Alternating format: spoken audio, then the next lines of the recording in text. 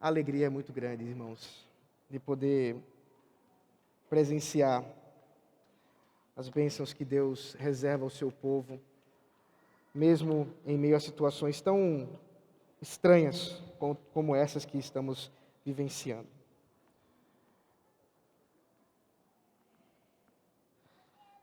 Nessa semana, os irmãos do conselho estavam me desafiando a instruir a igreja por causa do início das eleições. E pensando nisso, nessa noite, quebrando nossa sequência de sermões em Atos, eu quero caminhar com os irmãos num assunto delicado, mas que está revelado nas Sagradas Escrituras, a respeito da relação entre o cristão e as autoridades, ou o cristão e a política. E assim eu quero convidar os irmãos a abrir as Sagradas Escrituras em Romanos, capítulo 13.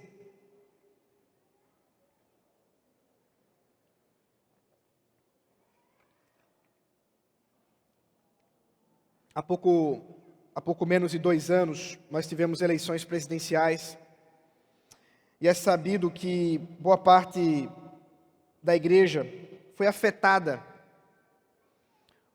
por desentendimentos entre irmãos, por situações vexatórias mesmo, de debates intermináveis por questões políticas e por questões partidárias. E se os irmãos tiverem condições, leiam o texto que está no nosso programa de culto, no nosso boletim.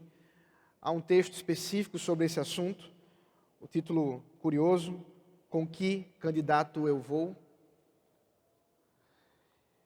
Mas essa noite nós vamos visitar aquilo que a palavra de Deus nos ensina sobre a nossa relação como cristãos diante da política, diante das autoridades. Romanos capítulo 13, do verso 1 ao 7, diz assim a palavra de Deus: Que todos estejam sujeitos às autoridades superiores, porque não há autoridade que não proceda de Deus, e as autoridades que existem foram por Ele instituídas. Assim, aquele que se opõe à autoridade resiste à ordenação de Deus, e os que resistem trarão sobre si mesmos a condenação. Porque os magistrados não são para temor quando se faz o bem, e sim quando se faz o mal.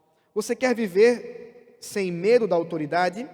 Faça o bem, e você terá louvor dela, pois a autoridade é ministro de Deus para o seu bem. Mas se você fizer o mal, então tenha medo, porque não é sem motivo que a autoridade traz a espada, pois é ministro de Deus, vingador, para castigar quem pratica o mal. Portanto, é necessário que vocês se sujeitem à autoridade, não somente por causa do temor da punição, mas também por dever de consciência. É por isso também que vocês pagam impostos, porque as autoridades são ministros de Deus, atendendo constantemente a este serviço. Paguem a todos o que lhes é devido, a quem tributo, tributo, a quem imposto, imposto, a quem respeito, respeito, a quem honra, honra. Até aqui a palavra do Senhor. Vamos orar mais uma vez. Ó Deus maravilhoso, concede-nos ouvir a Tua voz nesse instante, Senhor. Que nesse assunto espinhoso, que traz muitas vezes divisão, que traz muitas vezes, ó Deus, ira por parte de alguns, o Senhor nos conceda entendimento pacífico da Tua palavra, revelada a nós por amor do Teu próprio nome. Por isso, nós rogamos e suplicamos pelo Teu amor, que fales conosco. E aquilo que for Teu, ó Deus, dá aos nossos corações que frutifique. Mas aquilo que não for Teu, aquilo que vier apenas da mente humana, caia no esquecimento. Em nome de Jesus Cristo. Amém. Amados, como eu já disse, nós estamos no início de eleições municipais E se você esteve atento às ruas hoje, deve ter visto algumas carreatas, algumas manifestações em prol de algum candidato qualquer. Nós, como cristãos, somos chamados a olhar as Sagradas Escrituras para encontrar nela entendimento e conhecimento para saber como proceder a respeito de tudo que fazemos. Nossa vida não está separada, nossa vida não deve ser dicotomizada, particionada, dividida em aquilo que nós consideramos santo, a respeito das coisas do culto, e aquilo que nós consideramos como profano, aquilo que diz respeito ao nosso trabalho, os estudos e também à política. Nós não cremos desse jeito. Pelo contrário, nós cremos que tudo diz respeito a Deus. Que nós fomos criados por Deus diante dEle e tudo o que fazemos, tudo o que pensamos, até mesmo aquilo que fazemos em secreto, como o voto, é diante de Deus. É diante da sua palavra. E quando nós olhamos para a história cristã, a história da igreja, nós tivemos e podemos observar momentos difíceis para a igreja. Momentos em que autoridades se levantaram contra o evangelho, contra a justiça e contra o bem.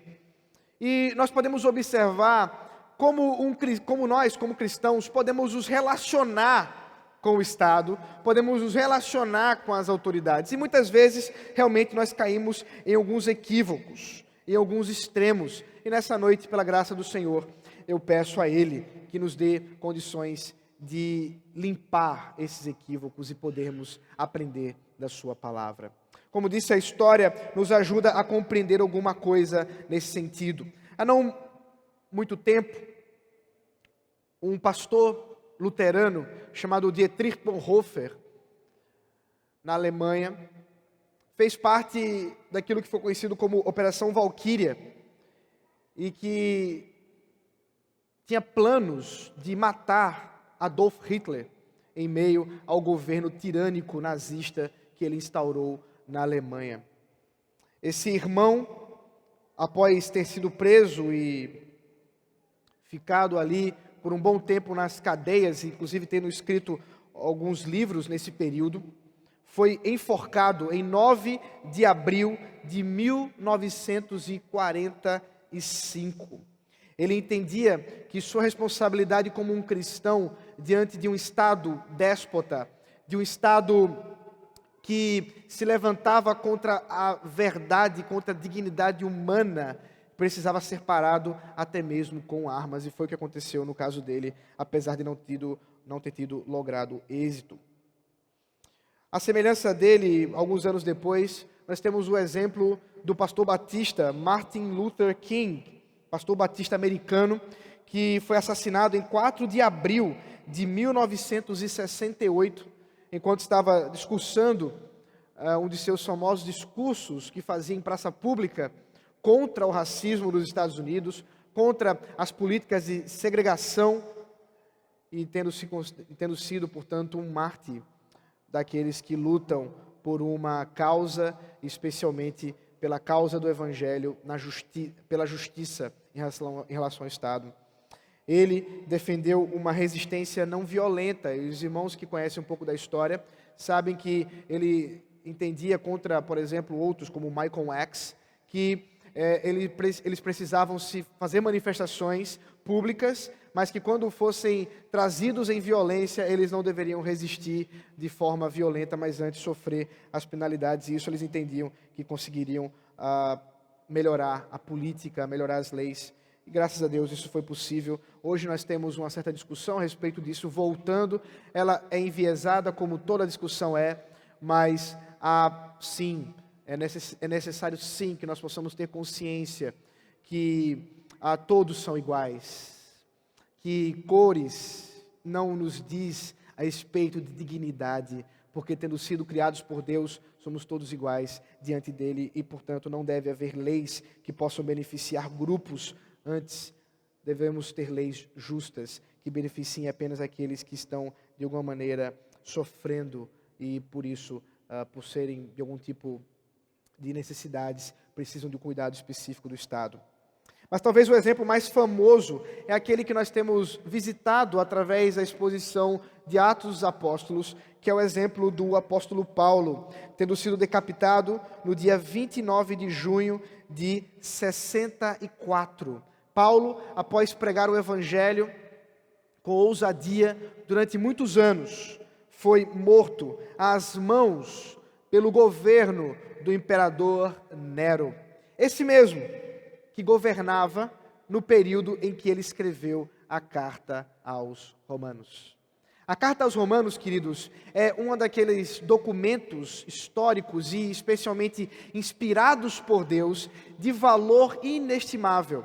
Porque, dentre as cartas que nós temos no Novo Testamento, é aquela com maior profundidade teológica, é aquela com maior cuidado teológico, escrita pelo apóstolo Paulo, a fim de, conhecendo melhor a igreja que estava situada em Roma, poder ali estabelecer uma base missionária para alcançar a Espanha.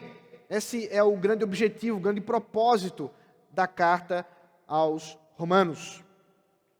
Curiosamente, nós estamos aqui na segunda sessão dessa carta. A primeira, que se compõe do primeiro capítulo até o capítulo 11, onde o apóstolo Paulo apresenta o Evangelho à igreja em Roma.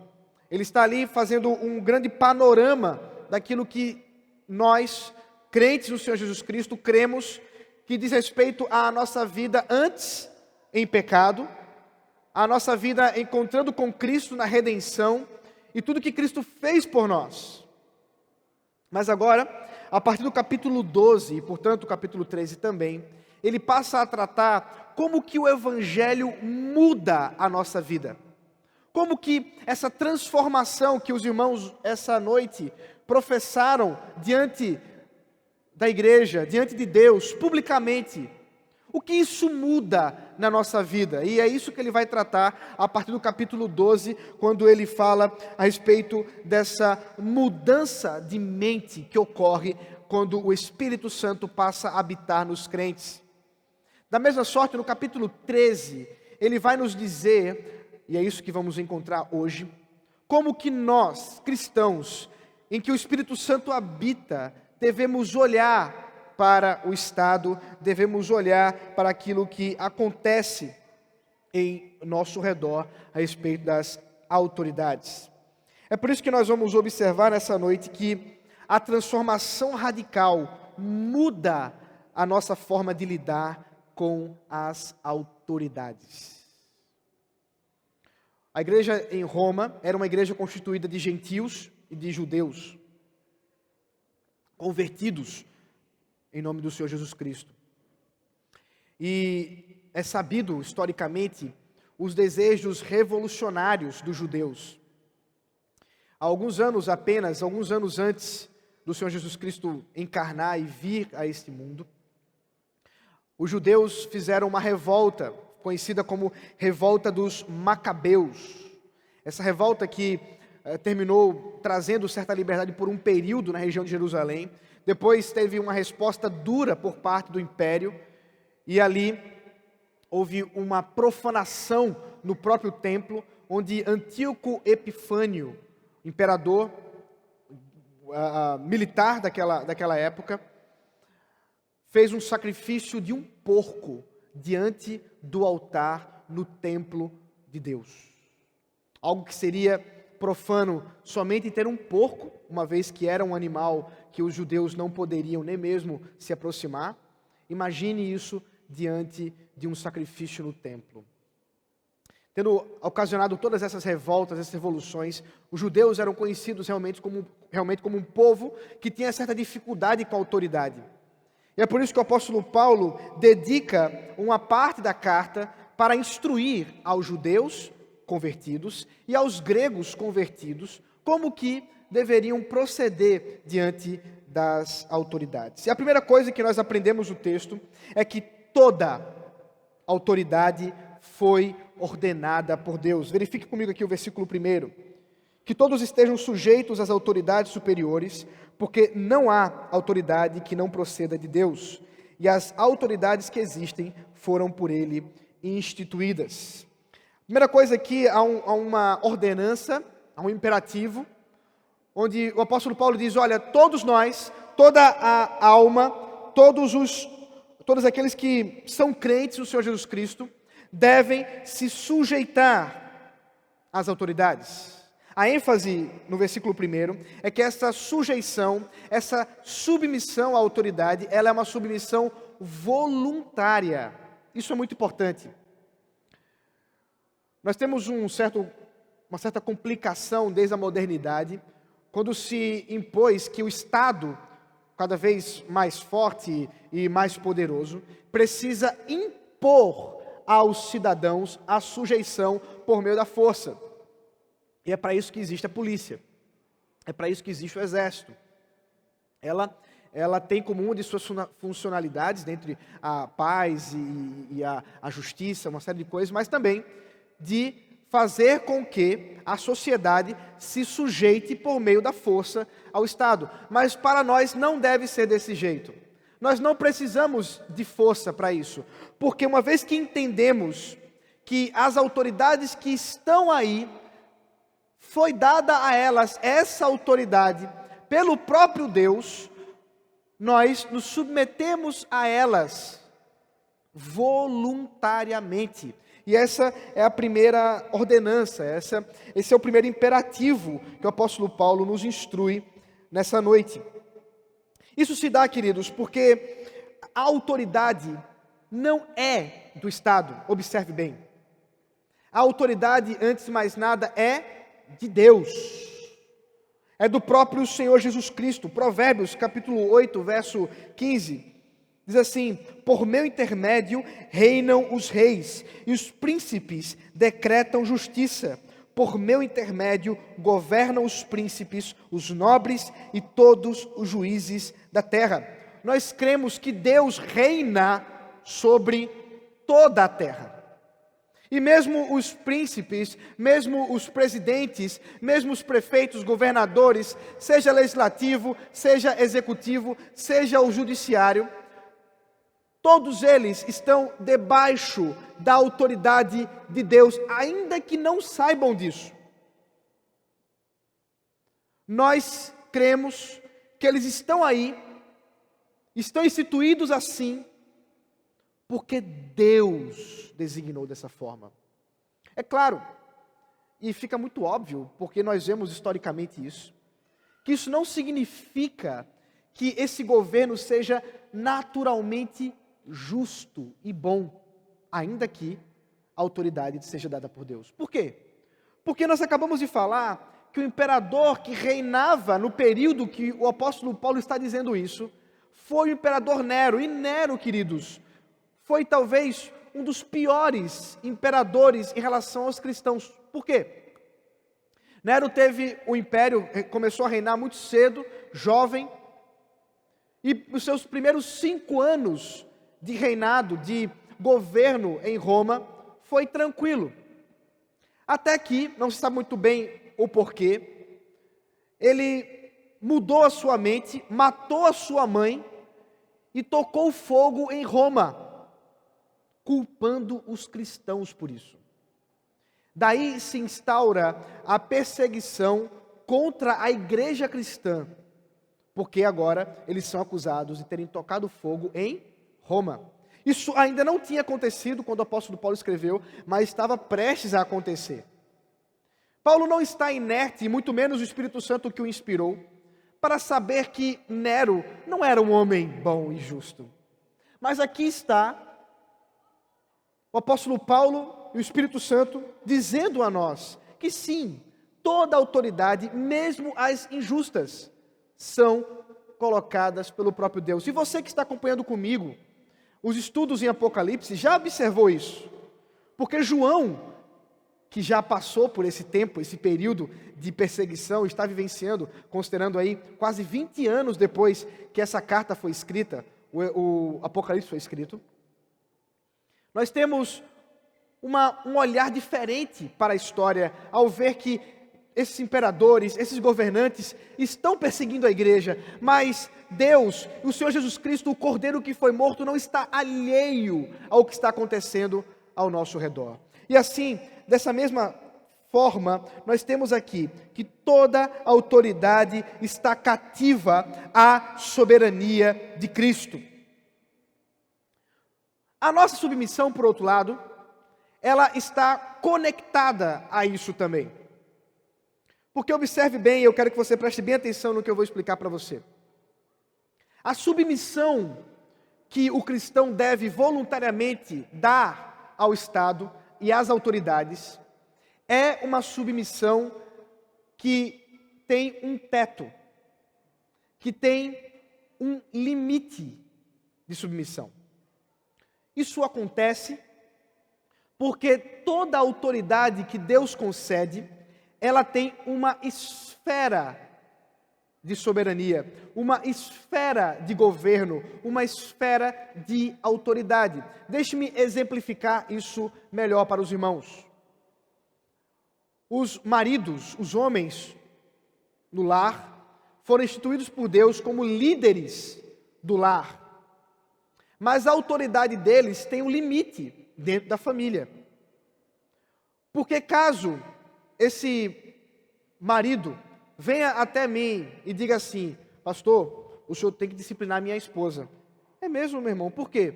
Porque ela não está lavando os pratos direito, não está lavando os pratos direito.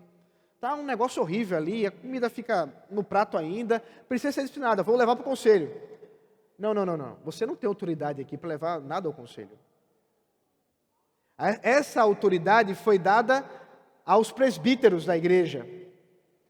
Mas ao mesmo tempo, eu não tenho condições de chegar na sua casa e dizer assim: qual é o cardápio de hoje? Fígado. Ah, não como fígado. Eu quero outra coisa. Não posso fazer isso. Eu não tenho autoridade para isso. Da mesma forma, aqueles que são instituídos por Deus como autoridade estatal também têm um limite. Nós vamos observar qual é o propósito deles como Estado, mas também tem um limite de submissão. Porque como nós vemos, inclusive já vimos isso em Atos capítulo 5, versículo 29, quando os apóstolos, diante da ordenança do Sinédrio, em dizer: olha, vocês têm que se calar e não podem pregar o Evangelho. Pedro se levantou e disse: mais importante é submeter-se a Deus, é obedecer a Deus, do que aos homens. O Estado não é soberano. O Estado não é em si mesmo uma autoridade. Por isso nós, como cristãos, voluntariamente nos submetemos enquanto o Estado estiver se mantendo na sua missão. Nós vamos ver qual é a sua missão já já. Mas enquanto a sua missão, nós sim devemos nos submeter ao Estado. No versículo 2, queridos, nós continuamos a observar e nós vemos que quem resiste a essa autoridade resiste à própria ordenação de Deus. Veja comigo. Assim, aquele que se opõe à autoridade resiste à ordenação de Deus. E os que resistem trarão sobre si mesmos condenação. Esse versículo 2 é talvez um dos textos mais mal interpretados da história da igreja.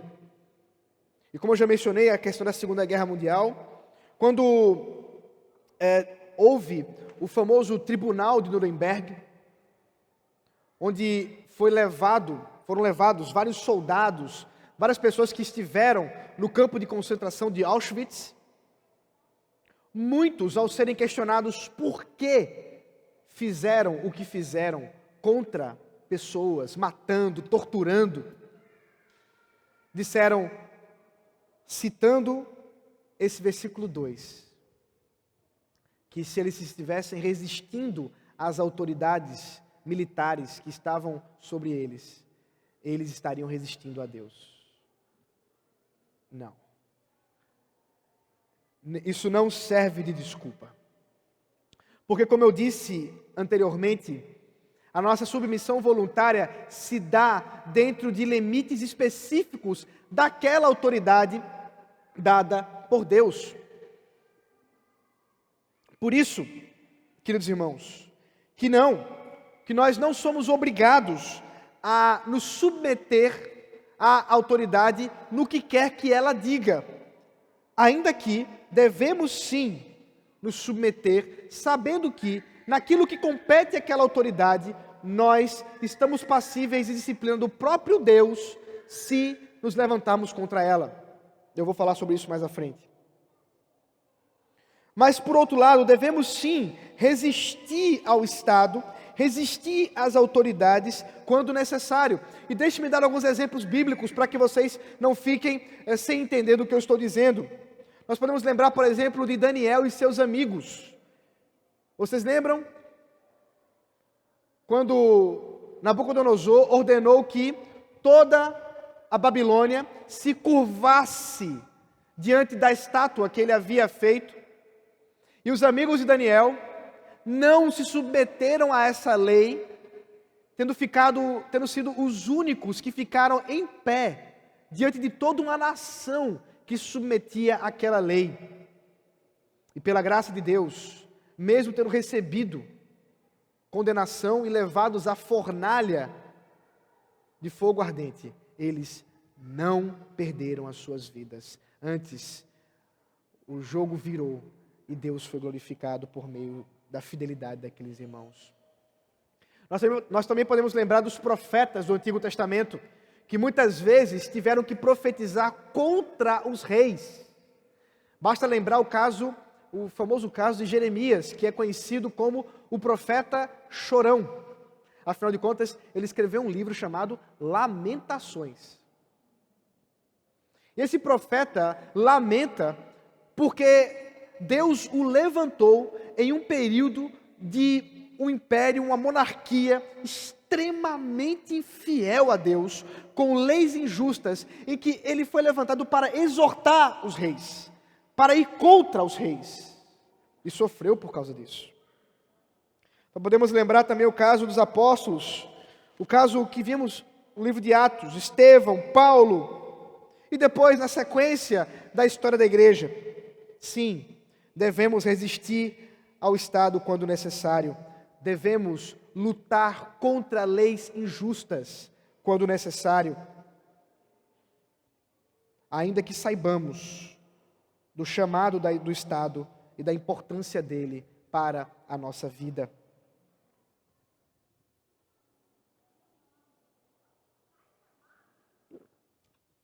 O texto continua e nós observamos que o Estado tem como missão, preste bem atenção, promover a justiça. Isso vai ajudar você a escolher bem os seus candidatos. O Estado não tem como obrigação comprar o gás da sua casa. O Estado não tem como obrigação simplesmente asfaltar a rua.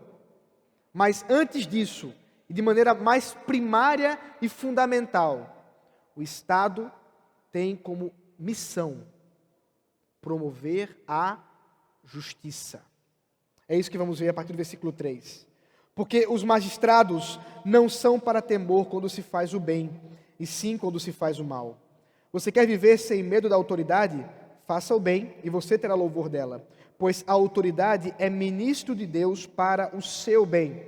Mas se você fizer o mal, então tenha medo, porque não é sem motivo que a autoridade traz a espada, pois é ministro de Deus, vingador, para castigar quem pratica o mal. O Estado, queridos irmãos, é uma manifestação da graça de Deus para a nossa sociedade.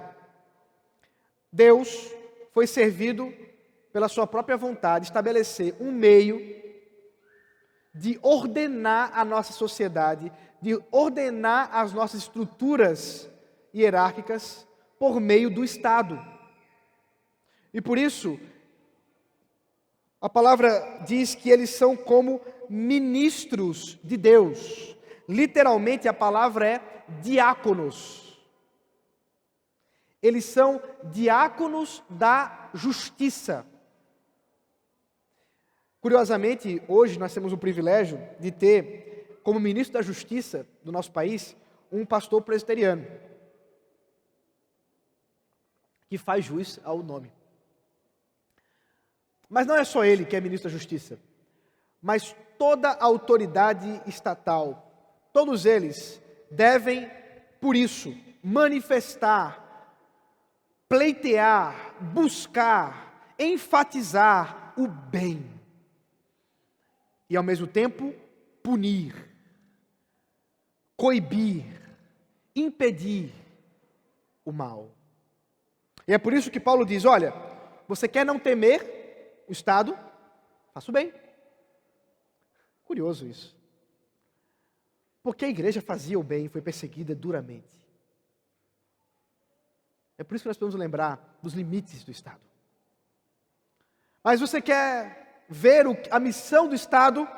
Ele é chamado para punir. Ele foi ordenado por Deus para punir o mal. Mas o que é justiça? Aqui há um assunto importante dentro da carta do apóstolo Paulo. E talvez, quando vocês ouvem a palavra bem, mal, ocorra no coração uma certa curiosidade. Mas o que o apóstolo Paulo quer dizer aqui por bem e por mal? Afinal de contas, aquilo que eu acho que é bom, não necessariamente é aquilo que o meu vizinho acha que é bom, certo? É verdade. Nós vivemos numa sociedade extremamente relativista, e que certo e errado estão num contexto de escolha, de subjetividade, onde você diz assim, não, aquilo é bom porque me faz bem, me faz feliz, me alegra, ainda que isso não importe muito bem se faz mal ao outro, ao próximo. Nós precisamos lembrar que o bem, a justiça, o certo e o errado foi estabelecido pelo próprio Deus, que estabeleceu a autoridade que foi colocada ali. E Deus estabelece, sim, regras, leis, o bem e o mal, a lei moral do próprio Deus. A lei moral que Ele gravou em nossos corações. E preste bem atenção, isso é muito curioso. Porque apesar de vivermos em um período de pecado, e isso nunca deixou de ser assim até a volta de Cristo, Deus faz com que, pela lei gravada no coração dos homens, ainda assim nós tenhamos um Estado minimamente justo. Minimamente. Não é lá essas coisas. Mas nós encontramos isso. Porque, queridos, não há pessoa que não tenha no seu coração gravada a lei de Deus. Não há. Até mesmo grupos estranhos e assustadores, como por exemplo o PCC, Primeiro Comando da Capital. Não é partido ainda não, pelo menos ainda, né? Primeiro Comando da Capital, que é considerado um dos grupos mais violentos e organizados do crime em nosso país. Vocês sabem que eles têm uma lei? Vocês sabem que eles têm, inclusive, tribunal para estabelecer o cumprimento dessa lei? Por quê? Porque mesmo diante de pessoas tão ímpias, tão violentas, nós encontramos sim um resquício de moralidade, de certo e errado.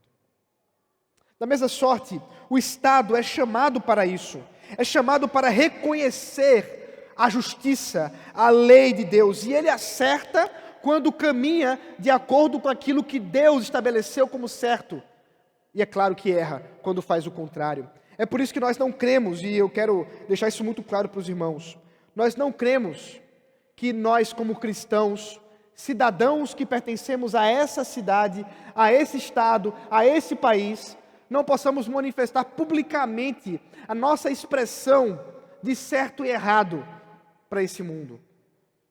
Talvez você já tenha ouvido coisas do tipo assim, não venha com sua religião, deixe ela no seu quarto, na sua casa. Publicamente, nós temos que pensar no bem comum. Há um equívoco nesse raciocínio. Porque nós cremos que o bem comum foi estabelecido pelo Criador de todas as coisas. E se Ele estabeleceu o que é bem comum, sim, Igreja do Senhor Jesus Cristo, nós somos chamados a profeticamente, a semelhança, como eu já disse, de Jeremias e outros profetas que levantaram, dizer e acusar e levantar a verdade do Senhor, mesmo que isso nos traga perseguição. Nós devemos sim anunciar a verdade moral, que muitas vezes está perdida nesse mundo de perversidão, porque é através e somente através das verdades de Deus, da lei de Deus, que uma sociedade pode ser encontrada justa. Não se enganem, não há meio termo. E é por isso que sim, nós somos chamados a, diante do mundo, publicamente, dizermos, diante dos meios legais que nós podemos ter, aquilo que é a lei do Senhor, a verdade do Senhor, aquilo que foi estabelecido pelo Senhor como justo, como bom. Isso não significa, não confunda, com teocracia. Isso não significa um estado confessional da fé cristã. Não. Porque os estados cristãos, historicamente, foram o que teve maior liberdade para pessoas de credos diferentes. A Holanda, por exemplo, no período da Reforma Protestante, era um lugar onde todos aqueles que eram perseguidos pela Igreja Católica Romana iam, dentre judeus, pessoas de outros grupos religiosos e até mesmo protestantes. Por quê? Porque a consciência cristã estabelece a liberdade individual daquilo que se deve crer. Por quê? Os irmãos que estavam aqui hoje, que foram batizados, vocês viram algum deles sendo coagidos a professar a sua fé publicamente? Não. Por quê? São muitos porquês, né? Porque nós cremos que só o Espírito Santo pode convencer. De modo que nós não estamos defendendo, e a Bíblia não defende de modo algum, um governo teocrático, ainda que nós estivéssemos com um presidente que fosse cristão, com um governador que fosse cristão, com um prefeito que fosse cristão. Ele não deveria implementar a obrigatoriedade da crença no Senhor Jesus Cristo, ainda que estabelecesse o bem comum por meio da lei do Senhor, que Ele mesmo estipulou como verdade. Isso não significa conversão. Isso significa, sim, que há espaço para pessoas fazerem o bem, ainda que não creiam em Jesus Cristo. Claro, esse bem não serve para eles como salvação ou como mérito, mas servirá como um bem para a sociedade. É por isso, preste bem atenção nisso, que a visão cristã de Estado e de relação entre a igreja e o Estado não pode jamais ser revolucionária. Nós somos naturalmente anti-revolucionários. O que é uma revolução? Talvez o exemplo mais claro seja a Revolução Francesa, onde ali foi estipulado um grupo que destruiu, que ruiu com todas as autoridades civis e religiosas do país para restabelecer uma nova administração. Nós não cremos desse jeito. Nós cremos que na ordem que Cristo nos dá e pela autoridade que Ele concede, nós não somos chamados a destituir todas as autoridades, mas devemos buscar, mediante a própria lei, meios para um bem comum. Deixa eu dar um exemplo com o apóstolo Paulo, nós vimos isso na semana passada. Paulo era um cidadão romano, e a lei romana proibia que cidadãos romanos fossem levados à prisão e fossem torturados, chicoteados, sem que antes houvesse um tribunal, um julgamento. E o apóstolo Paulo, tendo sido levado para a prisão, questiona a respeito da sua situação como cidadão romano. Veja, ele não pediu para que Deus derramasse um raio na cabeça do soldado e que destruísse o Império Romano. Ele apenas usou a lei para o seu benefício, mas, claro, existia, os irmãos viram isso na semana passada, existia um ponto maior em relação à pregação do Evangelho. Uma vez que ele estivesse liberto, ele poderia chegar finalmente em Roma, que era o seu objetivo como pregador do Evangelho. Dessa forma, queridos, nós acreditamos que como cristãos, nós somos chamados a profetizar reforma para a sociedade. A sociedade precisa ser reformada, não teologicamente, mas reformada no sentido de estabelecer sempre bases, fundamentos, autoridades que se manifestem pelo bem e esses possam ser usados e ser levados a uma situação de destaque para a nossa sociedade.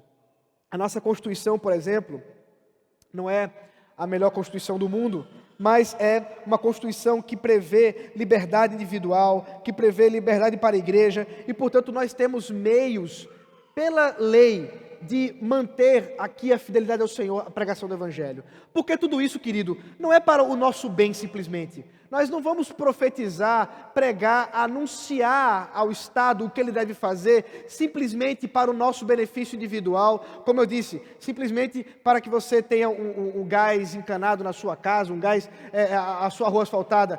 É muito mais que isso, queridos. Porque o nosso objetivo de vida é a glória de Deus. E Deus é mais glorificado quando mais pessoas estão glorificando o seu nome. Por isso, a missão da igreja é anunciar o Evangelho e ter liberdade disso. E se não tiver liberdade, a gente prega o Evangelho a si mesmo. E vamos para a cadeia, louvando e engrandecendo ao Senhor, resistindo às leis injustas do Estado. Mas é claro, se pudermos ter leis justas, nós vamos ter. Nós vamos nos alegrar. Se pudermos ter uma autoridade que reconheça os benefícios da igreja, nós vamos levantar as mãos para os céus e agradecer a Deus. E continuar a pregar o Evangelho. E continuar a anunciar o Evangelho da graça de Deus. Porque é para isso que nós fomos chamados. Isso se dá de maneira tão clara que finalmente o apóstolo Paulo termina a sua argumentação no versículo 6 e 7, falando que, uma vez que o Estado é ordenado por Deus, e ele é ministro de Deus, é nossa obrigação sustentar o Estado. Veja o versículo 6. É por isso também que vocês pagam impostos, porque as autoridades são ministros de Deus, atendendo constantemente a este serviço.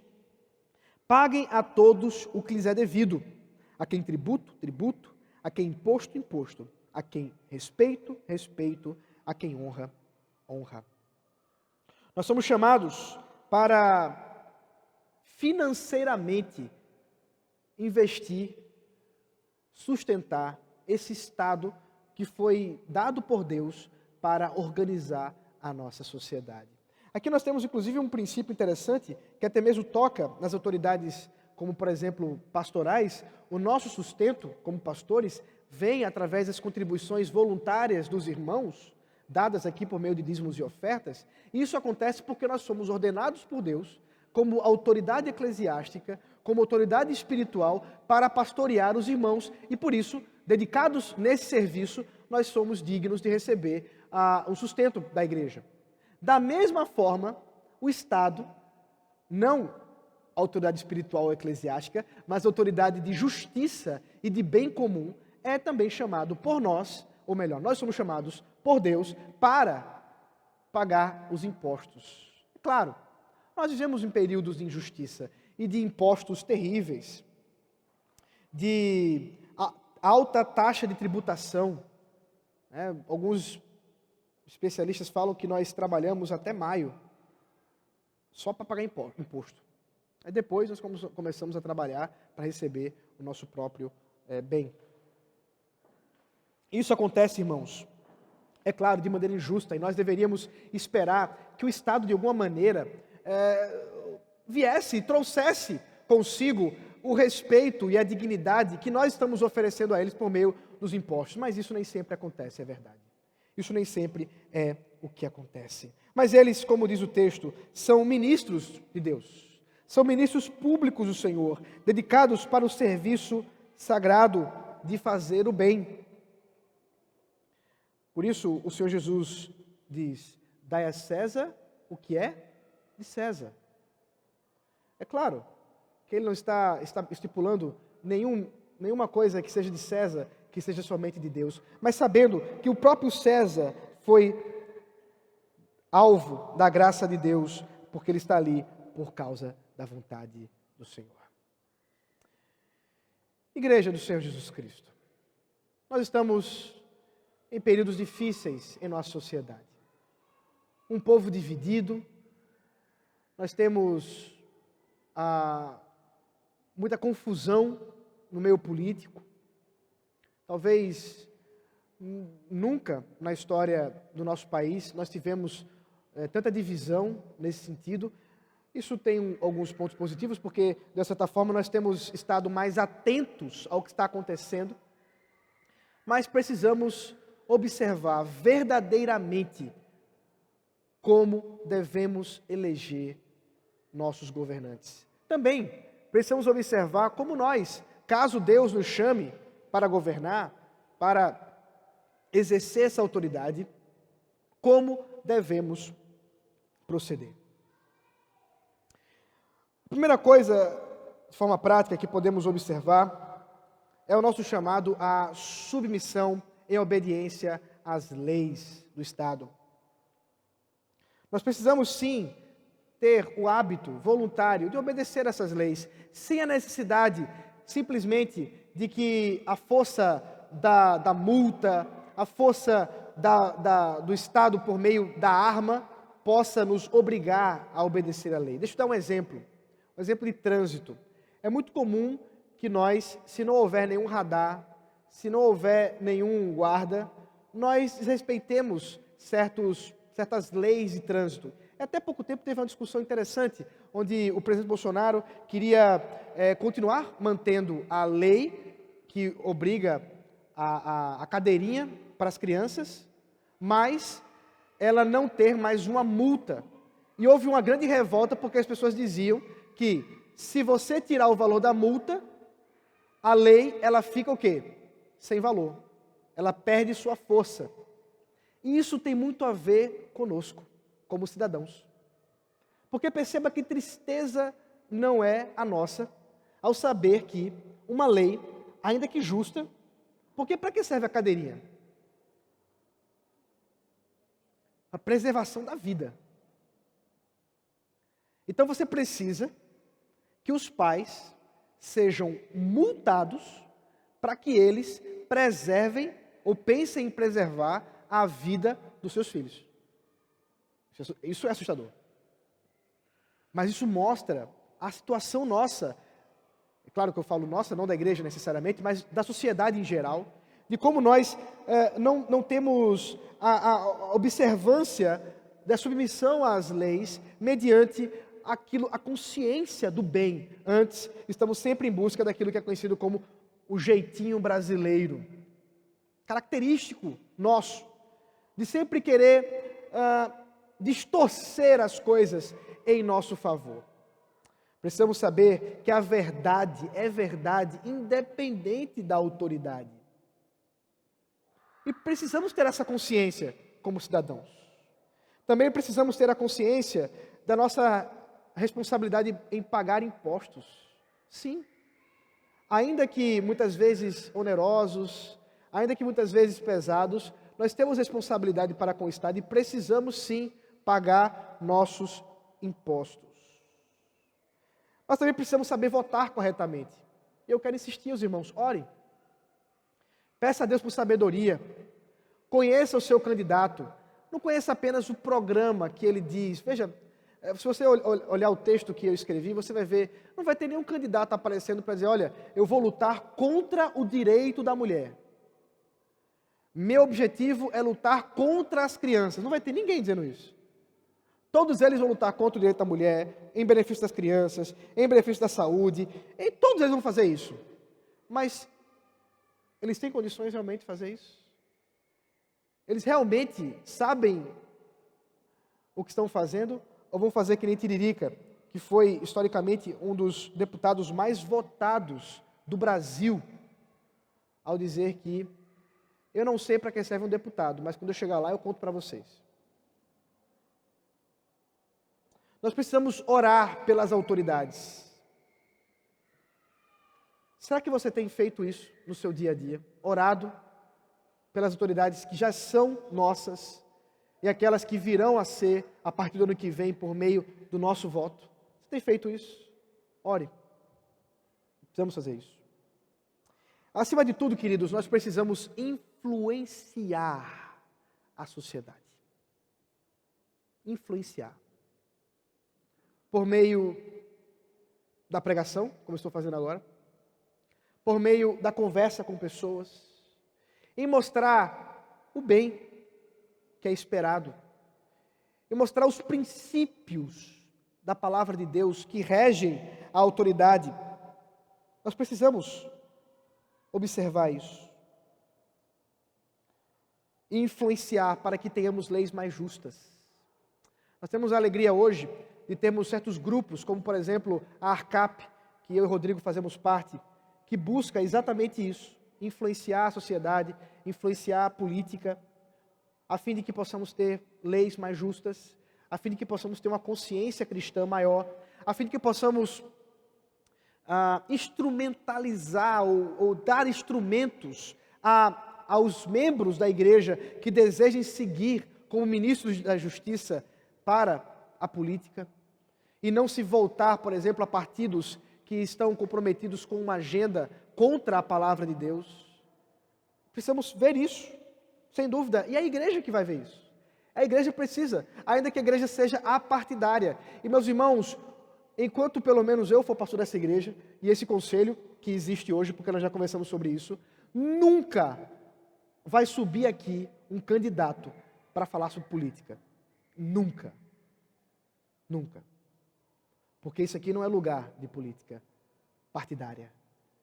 Isso aqui é lugar da palavra de Deus ser exposta e ensinada. E por fim, queridos irmãos, quando necessário, somos chamados a resistir às leis injustas do Estado. Quando necessário, somos chamados sim a desobedecer a lei. Eu vou dar dois exemplos. Dois exemplos que por causa da transmissão podem me causar certo problema. Vai orando aí, Rodrigo. Existe uma lei hoje que ataca diretamente a família, chamada Lei da Palmada. Essa lei prevê que os pais não podem disciplinar seus filhos fisicamente, ainda que não violentamente.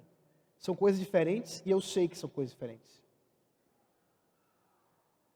Isso faz com que eu, pela graça de Deus, seja um resistente dessa lei. E a maior alegria que eu tenho ao disciplinar meus filhos em amor é poder dizer para eles, ensinar a eles o Evangelho de Jesus Cristo, e eles olharem para mim e dizer: papai, eu sei que você me ama, porque Deus disciplina quem ama. E o Estado não vai tirar isso das minhas mãos. E não deve tirar das suas mãos também. Nós também tivemos aqui alguns problemas com relação à pandemia, porque inicialmente os decretos estatais impediam as crianças e idosos estarem aqui. Nós entendemos os motivos, ainda que nós, como conselho, entendemos que iríamos desobedecer isso. E nós desobedecemos. Até que a prefeitura mudou o decreto e passou a permitir a presença de idosos e crianças aqui também. Porque nós entendemos que, como igreja, nós faríamos melhor para os idosos e para as crianças, estando em adoração aqui, do que sendo impedidas de estar aqui. Isso pode acontecer conosco. E coisas piores podem vir. Coisas piores podem acontecer. Porque pode ser que o Senhor decida apertar a nossa história. E eu quero convidar você a pedir a Deus por sabedoria, por resistência, por resiliência, e dizer assim: Senhor, se chegar o momento em que eu vou precisar sofrer as penalidades de uma lei injusta, que eu sofra por amor a Ti. Assim como os meus irmãos do passado, que eu sofra em amor a Ti. E assim, que nós possamos glorificar o nome do Senhor até que Ele venha. Vamos orar. Deus maravilhoso, nós Te louvamos pelo privilégio dessa noite de sermos instruídos pela Tua palavra através desses assuntos. Ajuda-nos, Pai, a saber como lidar com o Estado, com as autoridades. Ajuda-nos, Pai, a sermos resistentes às leis injustas, mas a voluntariamente nos submetermos àquelas que são justas e podemos, ó Pai, pela Tua vontade, como igreja, anunciar a verdade, influenciar esse mundo perdido pelo Teu Evangelho, pela pregação do Evangelho, anunciando a todos aqueles que estão na escuridão das trevas do pecado, quem é que pode libertá-los pela graça do Senhor Jesus Cristo. E nessa noite não é diferente, Senhor, que aqueles que estão hoje conosco, que ainda não foram alcançados por Ti, que o Teu Evangelho, que muda a nossa história, que muda a nossa visão, alcance esses corações mediante a Tua vontade soberana. E que aqueles que estão fraquejando e que têm, Senhor, lutas internas a respeito do pecado, ó Deus, encontrem-se contigo hoje de maneira sobrenatural. E agora, enquanto nos preparamos também para a ceia do Senhor, nós que vamos comer e beber espiritualmente do Teu Filho Jesus Cristo, possamos ser edificados também. Em especial aqueles irmãos que vão fazer isso pela primeira vez. Nós nos alegramos. Em nome do Teu Filho Jesus Cristo. Amém.